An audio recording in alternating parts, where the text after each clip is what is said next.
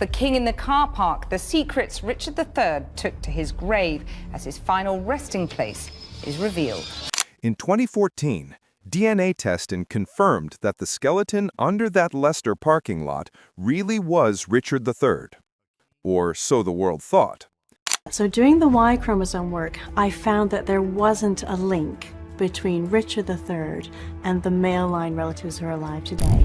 Because when scientists pushed deeper, when they tested his paternal DNA, something impossible surfaced. Something so explosive it was quietly brushed aside. A total Y chromosome mismatch. And in 2025, new breakthroughs finally detonated it. What the new analysis revealed doesn't just question Richard's identity, it dismantles an entire dynasty. It rewrites the Wars of the Roses. It overturns the very foundation of royal legitimacy in medieval England. Because the original discovery wasn't merely unsettling, it was catastrophic. This wasn't just infidelity. This wasn't just a scandal. This was a lie that shaped the English monarchy for centuries. The discovery, a grave nobody believed existed. Richard III was the last English king to die in battle, killed at Bosworth Field in 1485. The Tudors, eager to destroy his legacy, dragged his naked corpse through Leicester and dumped him in a simple grave at the Church of Greyfriars. Then, history swallowed him. The church was demolished, the land sold, the grave lost. Stories claimed his bones were thrown into a river. For generations, Richard III was nothing but Shakespeare's twisted villain. Then came Philippa Langley, the screenwriter with an obsession. She believed Richard wasn't a monster, but a misunderstood man drowned in Tudor propaganda. Her research pointed again and again to a ridiculous location, a bland asphalt parking lot. Yet, in 2012, archaeologists dug anyway. On day one, they hit bone. Buried in a small, crude grave was a man in his early 30s, Richard's age at death, and his skeleton told a story of brutal violence. 10 separate wounds, 8 to the skull, a halberd thrust through the head, sword blows delivered after his helmet was lost. This was the death of a fallen king. Then came the spine, pronounced scoliosis, not a hunchback, but a real condition exaggerated by Tudor enemies. The circumstantial evidence was overwhelming, but science demanded more. They turned to DNA. The first DNA revelation, a perfect match. Mitochondrial DNA, passed from mother to child, linked the skeleton perfectly to living descendants of Richard's sister Anne of York. It was a genetic bullseye. The Y chromosome break, the secret they tried to bury. The Y chromosome passes from father to son. It should have matched the male descendants of Edward III, Richard's ancestor. It didn't. Not even close. A total mismatch. This meant only one thing. Somewhere in the 19 generations between Richard III and Edward III, someone's father was not who the genealogies claimed. This was not a clerical error. This was a dynastic fraud. But the 2014 team, overwhelmed by the discovery's implications, softened their conclusions. They claimed the break could be anywhere, maybe in Richard's modern cousins, maybe centuries after Richard. A safe answer, a politically comfortable answer, but not the truth.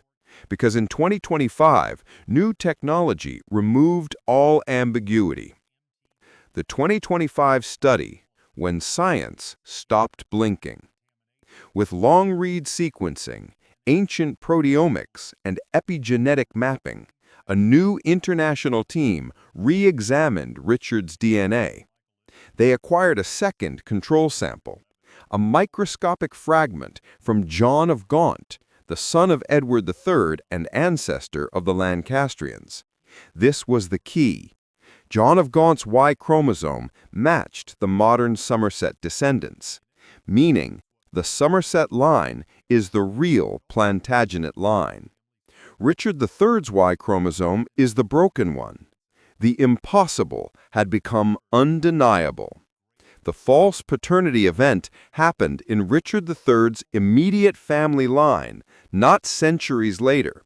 Specifically, the break occurred between Richard's grandfather and his father, Richard, Duke of York. This confirmed a 500-year-old rumor once dismissed as propaganda.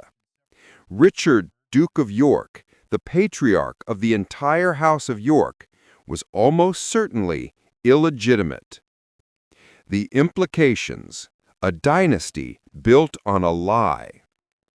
If the Duke of York was not his father's son, then King Edward IV had no legitimate claim to the throne. The princes in the Tower were illegitimate by birth. Richard III himself had no genetic right to the crown. The entire House of York rose to power through a false lineage. The Wars of the Roses, a 30-year bloodbath, were fought over a claim that was biologically meaningless. And the line Richard III fought for, killed for, and died for never existed. And the irony? Richard III seized the crown by declaring his nephews illegitimate, while his own bloodline was the true fraud. The new theories: terrifying, plausible, and now unavoidable. With the 2025 data, historians are re-examining old rumors through a new lens. Did Cecily Neville secretly pass off another man's son as the Duke of York's heir? Was the infant Richard perhaps swapped with a peasant child while his father was at war? Did Edward IV know his own claim was shaky and use multiple marriages to secure legitimacy? Did Richard III learn the truth and eliminate the princes not for power, but to erase the evidence of a tainted bloodline? These once fringe theories are now chillingly possible, because the DNA doesn't lie, and it reveals the darkest twist of all. The House of York, the dynasty that tore England apart, should never have existed. This is the secret Richard III carried to his grave, and we only found it because someone parked their car on top of him. Implications of this discovery. The 2025 revelation surrounding King Richard III's DNA hasn't just reopened a cold case, it has detonated a historical mine buried for over half a millennium. For the first time, we can finally understand the true magnitude of what this genetic anomaly means, not only for Richard himself, but for the English monarchy, the Tudor myth, and the entire structure of medieval royal legitimacy. Because this was not a small discrepancy, not a laboratory error, not a speculative theory. It was a total Y chromosome break, a scientific impossibility unless someone in Richard's paternal line was not actually the father. And now that scientists have pinpointed where the break occurred, the implications stretch far beyond archaeology. They reach into politics, dynastic succession, and the very idea of what makes a king. 1. The House of York was built on a false claim. The core implication is blunt and devastating. Richard III, Edward IV, and the princes in the Tower had no legitimate biological right to claim descent from the Plantagenet kings. The break occurred not generations later, but during the lifetime of Richard's grandfather or father, which means Richard, Duke of York, was almost certainly not the son of his supposed father, the third Duke of York. Which means Edward IV inherited a claim that never was his. Which means the princes in the Tower were born into a dynastic lie. And Richard III's own claim, which he defended with his life at Bosworth, was genetically empty. A 30-year civil war, the Wars of the Roses, fought over legitimacy, was fought over a bloodline that never existed. English history is built on a fabricated branch of the royal family tree. 2.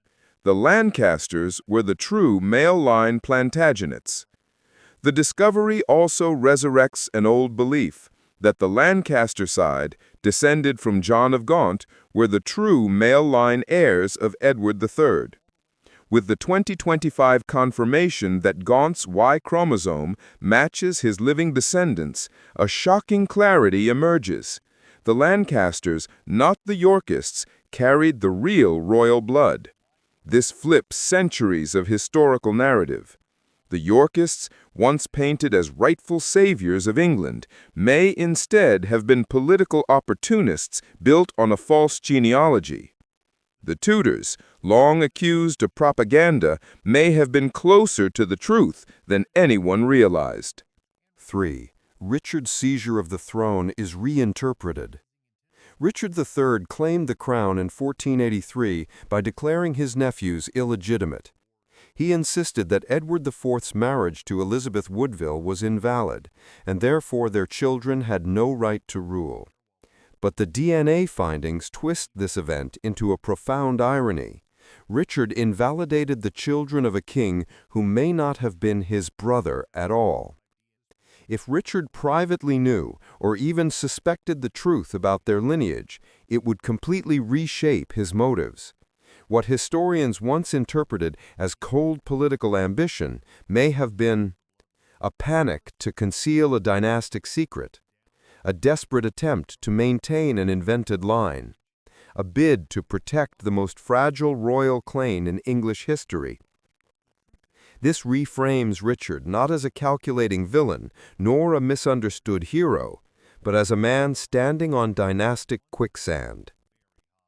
4. The Princes in the Tower case takes a dark new turn. The disappearance of Edward V and Richard of Shrewsbury remains one of history's greatest mysteries. The new DNA evidence casts a new, chilling interpretation. If their claim to the throne was already fraudulent by blood, then were they removed to prevent this truth from surfacing? Were they political liabilities not because of their power, but because of their lack of legitimacy? Did Richard III eliminate them not because of ambition, but because of fear that exposure would collapse the entire Yorkist regime? The 2025 revelation injects a motive that neither Tudor propaganda nor Ricardian defenders had previously considered. 5. Shakespeare's Richard looks different now. Shakespeare portrayed Richard as a monstrous usurper. Modern revisionists painted him as a noble king slandered by Tudor spin. The truth may lie in neither extreme. The DNA discovery paints a more tragic figure. A man defending a crown that genetically was never his. A king battling not only armies, but the weight of a hidden lie. A monarch whose deepest secret was buried with him until a parking lot gave him up. Richard's villainy may have been exaggerated, but his desperation, his paranoia, his brutal political decisions, those now make more sense than ever. 6. Medieval definitions of legitimacy collapse. The final and most profound implication is philosophical. If kingship is based on blood, but the bloodline itself is wrong, then what is a monarchy? The discovery forces historians to admit medieval succession was never pure. Claims were often fabricated, guessed, or politically convenient. Power created legitimacy, not the other way around. This single DNA break exposes the illusion behind centuries of royal authority. In the end, the DNA didn't just identify a king, it exposed a lie. Richard III's rediscovery was celebrated as a triumph of science, but the deeper truth unlocked in 2025 has done the opposite. It has dismantled one of the most foundational narratives in English history. A dynasty was false. A war was pointless. A king was fighting for a crown that was never his. And the secret that haunted the House of York for centuries has finally come to light.